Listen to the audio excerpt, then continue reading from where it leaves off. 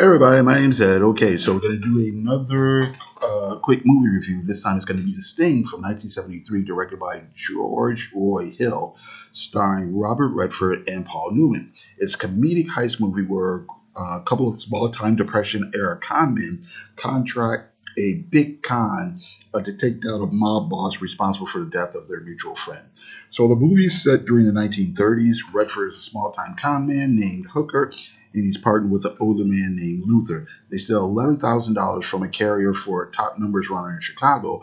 The mob boss kills Luther, but Hooker gets away. Hooker meets up with Gondroff, who is a former partner of Luther's. They decide to get revenge in the form of a big scam. Meanwhile, a corrupt detective that Hooker has previously conned is trying to track him down.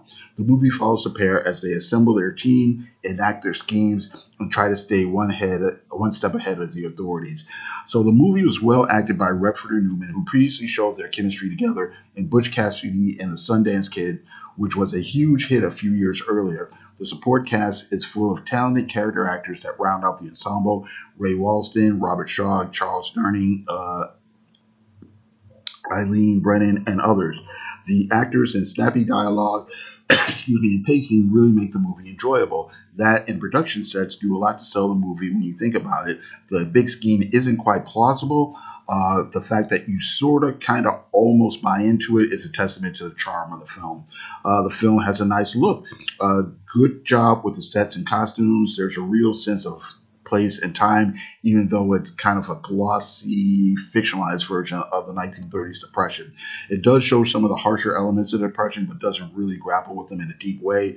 There's a slight awareness of the racial issues of the time, but it doesn't really deal with the segregation of the period. It's actually kind of glossed over. We see a few tent cities and maybe a line or two about how tired things are, but there's not an explanation of the economy or politics of the time.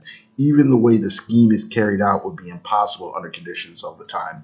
Compared to other movies of that era that were set in the 30s, like Bonnie and Clyde from '67, Paper Moon from 1973, or China from 1974, The Sting is far from a gritty or realistic depiction of the 30s. It's basically an engaging fantasy.